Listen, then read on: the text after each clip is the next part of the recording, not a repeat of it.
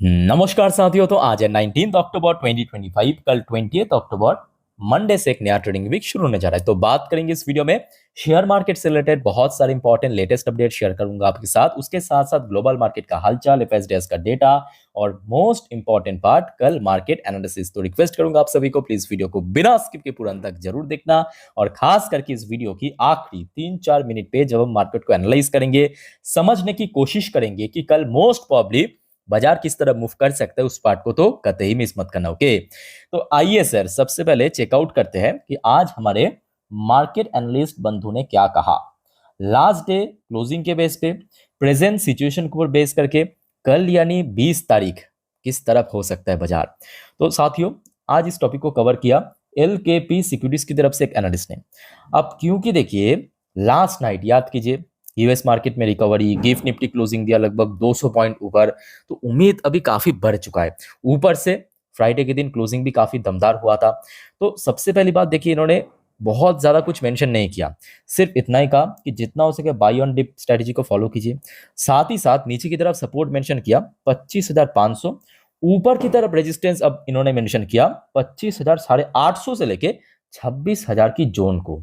साथियों अगर आप सभी को मैं पूछूं कि सर आपका ओपिनियन क्या है, मतलब आपको क्या लगता है कि कल सोमवार बाजार किस तरफ जाएगा, मतलब ऊपर नीचे आगे पीछे दाएं बाएं, जो भी आपको लगता है प्लीज कमेंट करके बताइए।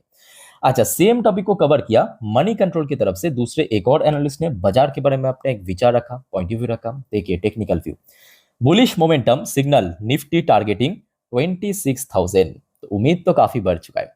डेस्पिट soaring fix, bank Nifty hit record close in pre Diwali session, तो ये बात भी सही है।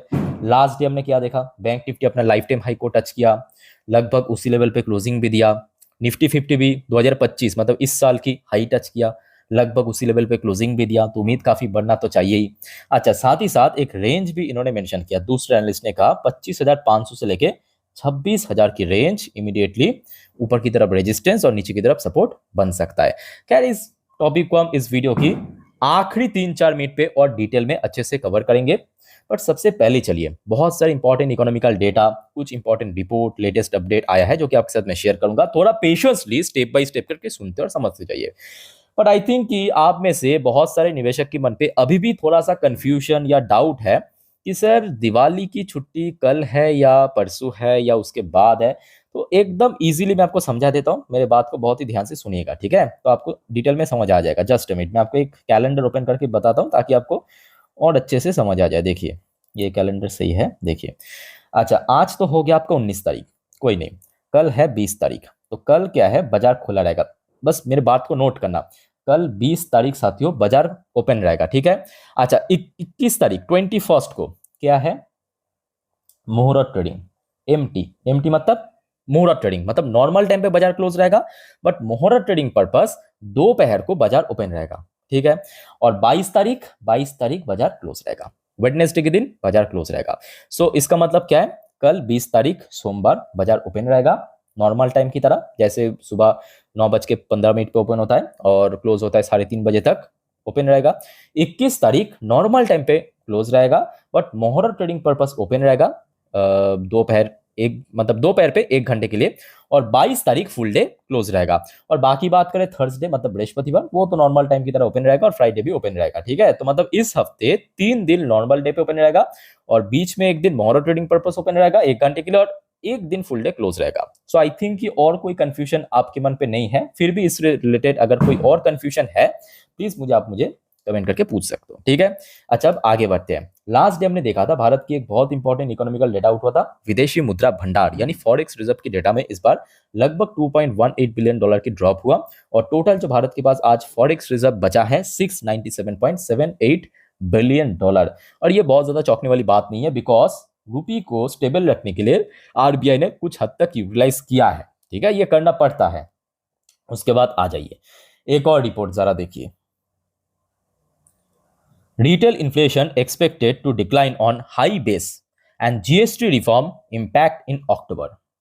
तो यहाँ पे एक रिपोर्ट के अनुसार जो भारत की रिटेल इन्फ्लेशन फर्दर डिक्लाइन हो सकता है। वैसे भी देखिए काफी नीचे आ चुका, अभी कितना 1.5% के आसपास चल रहा है ना? तो आरबीआई की जो टॉलरेंस लेवल 3% उससे बहुत नीचे आ चुका है। हाँ? तो यहाँ पे रिपोर्ट के अनुसार और कम होने का चांस है। और कहीं ना कहीं जीएसटी रिफॉर्म, जो आपको मैं एकदम डे वन से कह रहा था कि भाई ये बहुत मतलब ब्रिलियंट एक मास्टर स्ट्रोक कह सकते हो सरकार द्वारा, और इसका जो प्रभाव है ना आपको थोड़ा थोड़ा करके मतलब धीमे धीमे गति से देखने को मिलेगा। ऐसा नहीं कि इमीडिएटली होगा, धीरे धीरे करके इंप्लीमेंट देखने को मिलेगा। ओके, सो अगर ऐसा रहा तो ऑब्वियसली एफआईएस की और मतलब इन्फ्लो आने का चांस बढ़ जाएगा इंडियन मार्केट में। अच्छा, एक और रिपोर्ट जरा आप देखिए, current account deficit likely to stay in check at 1.2 से लेके 1.5% ऑफ जीडीपी। मतलब भारत की जो करंट अकाउंट डेफिसिट है वो आज भारत की जो लगभग जीडीपी की 1.2 से लेके 1.5% की रेंज में रह सकते हैं। चलो ठीक है, ये मैं कहूँगा कोई बहुत ज्यादा घबराने वाली बात नहीं है। अच्छा, एक और रिपोर्ट जरा आप देखिए, India export to US decline. और इसमें कोई शॉकिंग बात नहीं है, जब 50% टैरिफ इम्पोज करेगा, भारत की जो प्रोडक्ट की प्राइस है यूएस में लगभग 50% महंगा बिकेगा मोस्टली, तो इसमें एक्सपोर्ट तो ड्रॉप होगा ही। बट साथ ही साथ जो दूसरे लाइन पे इन्होंने मेंशन किया कि non US market show strength, तो मैं कहूँगा ये भारत की आज की डेट में काफी बढ़िया स्ट्रेटेजी रहा कि चलो ठीक है, लेट से हो रहा है बट दुरुस्त हो रहा है। पहले क्या होता था कि देखिए भारत यूएस के ऊपर ही मोस्टली डिपेंडेंट था एक्सपोर्ट की मुद्दों पे, क्योंकि भारत यूएस के बीच जो ट्रेड होता है, भारत बहुत ज़्यादा ट्रेड सरप्लस में रहता है, ठीक है। तो जिसके कारण भारत ज़्यादा से ज़्यादा कोशिश करता था कि यूएस में और ज़्यादा एक्सपोर्ट बढ़ाए और बढ़ाए और बढ़ाए। बट इसके कारण क्या होता था कि देखिए एक ही मार्केट के ऊपर डिपेंडेंसी ये कहीं ना कहीं भारी पड़ गया।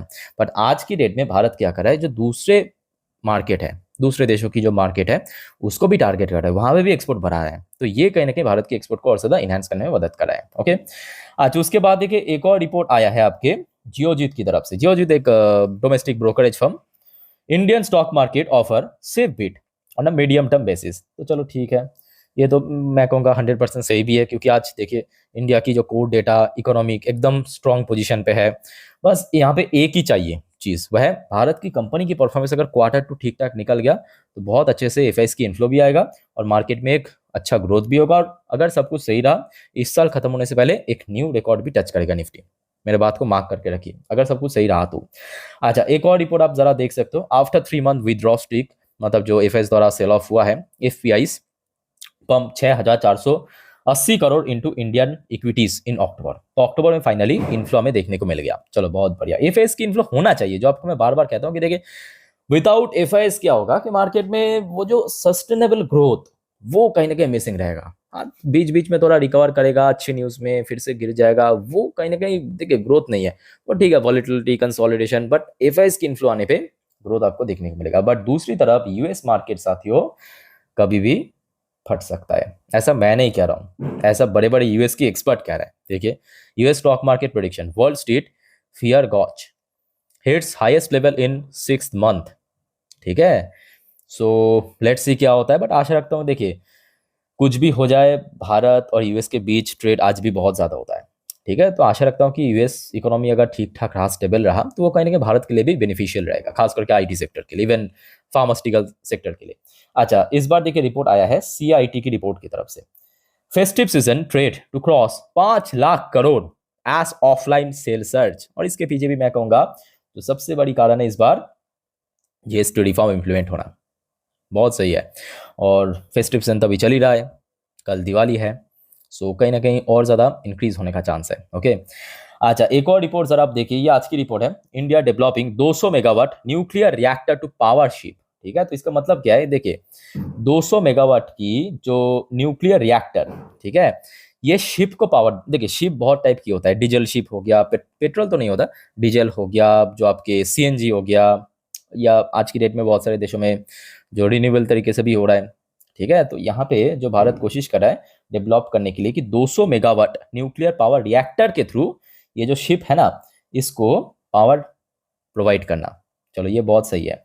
अच्छा, साथ ही साथ आज शाम पे एक और रिपोर्ट जरा आप देखिए, बहुत इंपॉर्टेंट है कल के लिए, centre offer initiative for speedier mine operationalisation. इसका मतलब क्या है, जो rare earth minerals, rare earth elements, उसको और ज़्यादा प्रोडक्शन बढ़ाने के लिए, माइनिंग बढ़ाने के लिए जो माइनिंग कंपनी है उसको इनिशिएट, मतलब कह सकते हो कि एक टाइप का सपोर्ट करा है, जो भारत की स्कीम्स है ना, अलग अलग पीएलआई स्कीम्स वगैरह, इसके थ्रू सपोर्ट करा है, ठीक है, ऑफर करा है। तो चलो ये मैं कहूँगा कल खास करके जो माइनिंग कंपनीज है उसको बहुत फायदा दे सकता है, ठीक है, तो उसके ऊपर नजर रखना। उसके बाद सर आ जाइए, एक और रिपोर्ट है बट इस बार गोल्डमैन सैच की तरफ से, rate cut likely by year and. तो गोल्डमैन सैच की स्टडी के हिसाब से इस साल खत्म होने से पहले जो आरबीआई की मॉनेटरी पॉलिसी मीटिंग यानी एमपीसी मीटिंग में रेट कट होने का एक बहुत बड़ा चांस है, GST reform to boost credit demand. So again देखिए, गोल्डमैन सैच ने भी पॉइंट आउट किया कि जीएसटी रिफॉर्म होना कहीं ना कहीं डिमांड बढ़ा सकता है, बूस्ट अप कर सकता है। सो लेट्स सी क्या होता है, बट आशा रखता हूं कि अगर सब कुछ सही रहा बाजार में भी रिकवर हो जाएगा। उसके साथ साथ साथियों एक और इंपॉर्टेंट जानकारी आप लीजिए, ये आज की अपडेट आप देख सकते हो, एंड ऑफ एन एरा। कौन सा एरा साथियों? आमतौर से लोग को पता है कि बीएससी एनएससी मतलब Bombay stock exchange, national stock exchange. अब बहुत लोगों को मालूम नहीं है कि कैलकाटा स्टॉक एक्सचेंज भी है, ठीक है, और ये बहुत पुराने हैं, लगभग जो मैं देख रहा था इसके बारे में लगभग 117 साल पुराना कैलकाटा स्टॉक एक्सचेंज फाइनली मतलब ऑफिशियली बंद होने जा रहा है। तो आप देख सकते हो, खबर आ चुका है officially, Calcutta stock exchange prepare for final Diwali, मतलब ये इस साल की लास्ट दिवाली है आफ्टर 100 इयर्स ऑफ ट्रेडिंग। अब देखिए इसके पीछे भी बहुत बड़ी कारण है, क्योंकि अल्टीमेटली आज के डेट में जितने भी कंपनी लिस्ट हो रहा है वो मोस्टली बीएससी या तो एनएससी में लिस्ट हो रहा है। कैलकाटा स्टॉक एक्सचेंज में वैसे भी कोई खास कंपनी भी नहीं है, मतलब जो लिस्टेड फर्म की अगर हम बात करें, ठीक है। सो ये कैलकाटा स्टॉक एक्सचेंज की आखिरी दिवाली होने जा रहा है और कहीं ना कहीं सही भी है। अच्छा, उसके बाद साथियों आगे बढ़ते हैं नेक्स्ट टॉपिक में, बट उसके पहले आप सभी को मैं कहूंगा याद रखना, नेक्स्ट जो वीडियो आएगा मतलब रात की 12 बजे वाली वीडियो, जिस पर हम बहुत सारे इंटरेस्टिंग टॉपिक जियोपॉलिटिकल अपडेट आपके साथ मैं शेयर करूंगा, उस वीडियो को देखना मत भूलिएगा और काइंडली चैनल को सब्सक्राइब भी करके रखिए। अच्छा, वैसे तो लास्ट डे हमने देखा डोनाल्ड ट्रंप की जैसे ही माइंड चेंज हुआ, यूएस मार्केट की भी सेंटीमेंट चेंज हो गया एक दर से। आपके डॉ जोन्स की बात करें, नैस्डैक की बात करें, सब एकदम आधा आधा परसेंट ऊपर आके क्लोजिंग दिया था। यूएस की 10 साल की बॉन्ड डील भी बढ़ गया।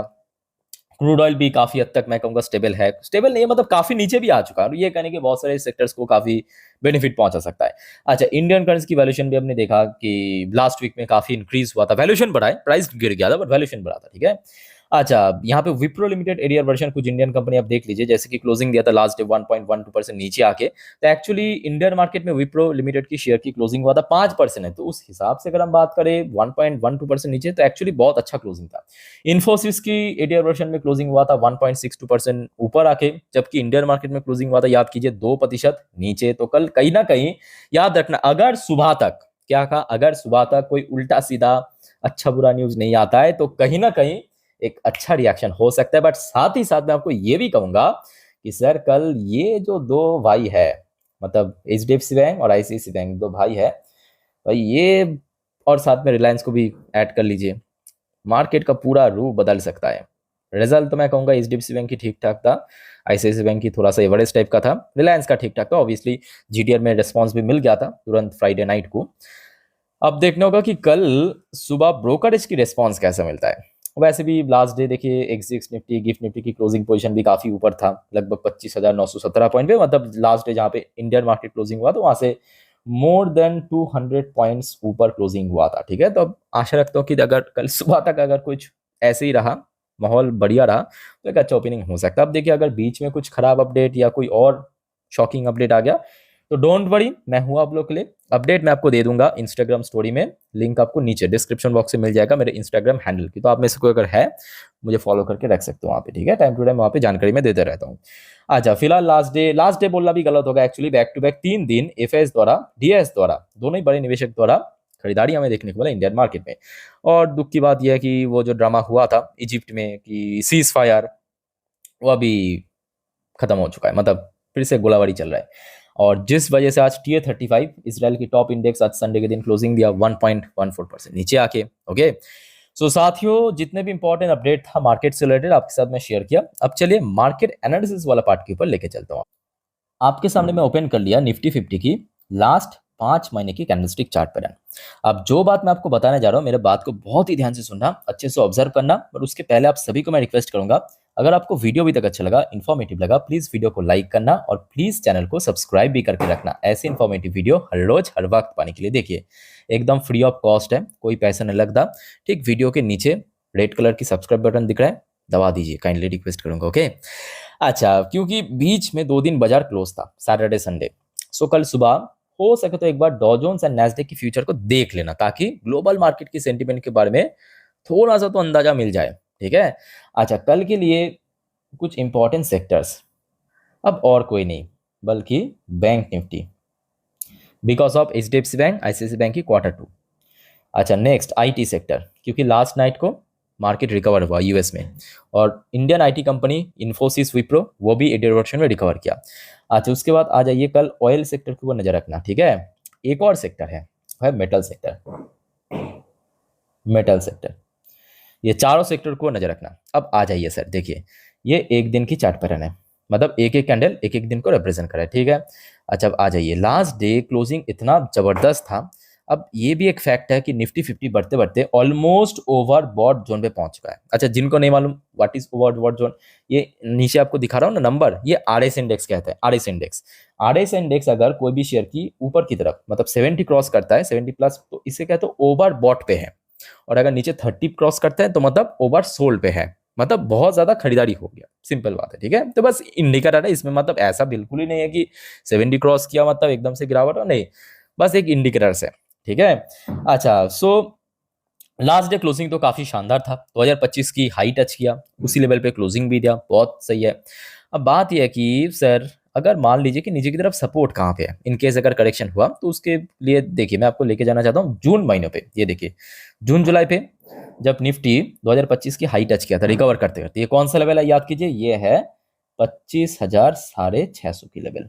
तो एक हो गया आपका 25,650, दूसरा हो गया 25,500, ये दो हो गया नीचे की तरफ सपोर्ट, ठीक है। 650 क्यों, समझ आ गया, ये आपके जून महीने की हाई था जो कि 2025 की हाई रिकवर कर देता है। और 500 क्यों, क्योंकि रिसेंटली हमने देखा था बेसिकली इस लेवल के आसपास मल्टीपल टाइम रेजिस्टेंस मिला था, और आखिरी कुछ दिनों पे क्रॉस जैसे ही किया काफी ऊपर पहुंच गया, ठीक है। तो नीचे की तरफ सपोर्ट तो क्लियर हो चुका है। अब सवाल उठता है कि सर ये बताइए कि ऊपर की तरफ रेजिस्टेंस कहाँ पे है। तो देखिए ये मैं आपको दिखा रहा हूँ लगभग 1.5 साल की चार्ट पैटर्न, 1.5 साल की, मतलब 2024 की लगभग अगस्त सितंबर से। तो यहाँ पे आप देखेंगे जो पिछले साल सितंबर पे निफ्टी अपना लाइफ टाइम हाई को अचीव किया था या टच किया था, वो था लगभग 26,250 की रेंज में। एग्जैक्टली मैं आपको बता नहीं सकता, मतलब यहाँ पे जितना मुझे दिख रहा है लगभग 26,250 पे। तो इमीडिएटली मैं कहूँगा उतना ऊपर तो नहीं है रेजिस्टेंस, बट हाँ लास्ट डे जहाँ पे इंट्राडे हाई टच किया था, लास्ट डे कहाँ पे इंट्राडे हाई टच किया था, मतलब 25,750 इस रेंज पे। तो यहाँ पे एक अच्छा चैलेंज कल फेस कर सकते हैं, मतलब रेजिस्टेंस नंबर 1। तो इसको अगर ऊपर होल्ड कर लिया तो फर्दर जब गेन होगा मोस्ट प्रॉब्ली 26,000 तक पहुंचने का एक बहुत बड़ा चांस है। तो दो रेजिस्टेंस मिल गया, 25,750 और 26,000। अब आ जाइए sir bank Nifty, bank Nifty भी तो लास्ट डे अपना लाइफ टाइम हाई को टच किया था। अब मैं कहूँगा बैंक निफ्टी के लिए ऊपर की तरफ कुछ नहीं है, जो भी है 58,000 की लेवल। और नीचे की तरफ अगर आप देखेंगे तो इस साल जुलाई पे जो अपना हाई टच किया था उसके बाद तो हमने देखा था बैंक निफ्टी बहुत गिर गया था, मतलब इतना नीचे गिर गया था, देखिए यहाँ पे था, यहाँ पे गिर गया, फिर इतना रिकवर किया। अब ऐसे करते करते ना बैंक निफ्टी बेचारा ओवरबॉट पे आ चुका। तो मैं कहूँगा देखिए एक तो कल एचडीएफसी बैंक, आईसीआईसी बैंक के ऊपर बहुत कुछ डिपेंड करेगा, बट हाँ बहुत ज़्यादा उम्मीद भी मत करना, क्योंकि इमीडिएटली जो बैंक निफ्टी की इंडेक्स है वो ओवरबॉट पे चल रहा है, ठीक है।